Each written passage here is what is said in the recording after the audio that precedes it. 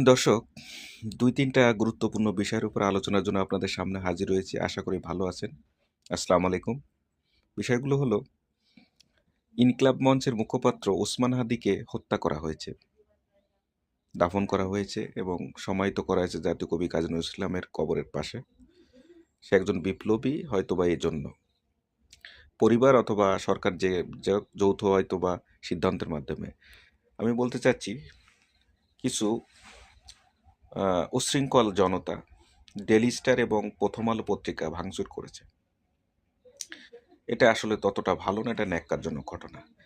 পত্রিকার উপরে ভাঙচুর করা, পত্রিকা উপর জ্বালিয়ে দেয়, এটা অতীতেও করা হয়েছে এবং সেটাও খুব খারাপ ছিল।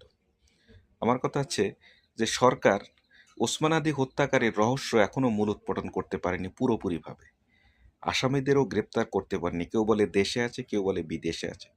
আসলে তারা যে কোন দেশে আছে এটা এখনও বলতে পারছে না আইন শৃঙ্খলা বাহিনী। অথচ এক পত্রিকা অফিস ভাঙচুরের কারণে তাদের দ্রুত ধরা হলো, দ্রুত গ্রেপ্তার করা হলো। আচ্ছা, পত্রিকা অফিস বড় না মানুষ বড়, বিপ্লবীরা বড়, না দেশমাতৃকার সন্তানের এই রক্তের স্বাদ, এই রক্ত কি ঋণ পরিশোধ করা সম্ভব হবে? কেন উসমান আদির হত্যাকারীকে এখনো গ্রেপ্তার করা হয়নি?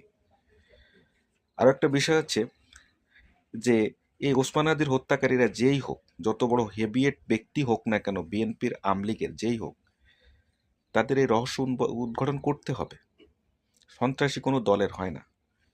সন্ত্রাসী সন্ত্রাসী কার্যক্রম করে চাঁদাবাজি করার জন্য, বিশৃঙ্খলা করার জন্য এরা দলের পরে, সরকারি দলের উপরে উঠতে চায়। কখনো আওয়ামী লীগের ঘাড়ে ওঠে, কখনো বিএনপির ঘাড়ে ওঠে, যেহেতু এই দুটো বড় দল, কখনো জামাতের ঘাড়েও ওঠে। তাই আমি বলি, সন্ত্রাসী কোনো দলের হয় না, কোনো দেশের না, কোনো জাতির না।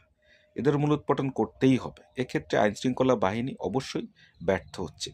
আবার এদিকে ইচ্ছামতো গণ আকারে নিরপরাধ ছাত্রলীগ বা আওয়ামী লীগকে গ্রেপ্তার করা হচ্ছে। এটা কোন ধরনের আইন বাংলাদেশে কিছু বুঝতে পারছি না। পত্রিকা অফিস ভাঙা হয়েছে প্রথম আলো এবং ডেইলি স্টার, এর জন্য বিএনপি মায়া কান্না কাঁদতেছে, এতই কাঁদতেছে মনে হচ্ছে যেন পত্রিকা অফিস ভাঙচুর করে মেলা ক্ষতি হয়ে গেছে। তাহলে আমার দেশ পত্রিকার সম্পাদক মাহমুদুর রহমান, তাকে মারা হয়েছিল কুষ্টিয়াতে, কই বিএনপি তো কোনো স্টেটমেন্ট দেয়নি। তারপর নয়া দিগন্ত, দৈনিক সংগ্রাম, যুগান্তর, জনকণ্ঠ, এই যে এই পত্রিকাগুলো যখন ভাঙচুর হয়, যখন আঘাতপ্রাপ্ত হয়, কই তখন তো তারা কিছু বলেনি। কারণটা কি? আজকে কি প্রথম আলো, ডেইলি স্টারের মাধ্যমে বিএনপি ক্ষমতায় যেতে চায়, বা তাদের প্রচার ক্ষেত্রে ভালো কোনো কিছু আসবে তাই? নাকি ভারতের সাথে একটা সম্পর্ক আছে প্রথম আলোর, মতিউর রহমান বা ডেইলি স্টার এদের সাথে এক যোগসূত্র? এই জন্য ক্ষমতায় যাওয়ার জন্য কি মানুষের থেকে পত্রিকা অফিস গণমাধ্যমকে হাত করতে চাচ্ছে বিএনপি? এ তো আর এক স্বৈর শাসকের চিন্তা চেতনা বিএনপির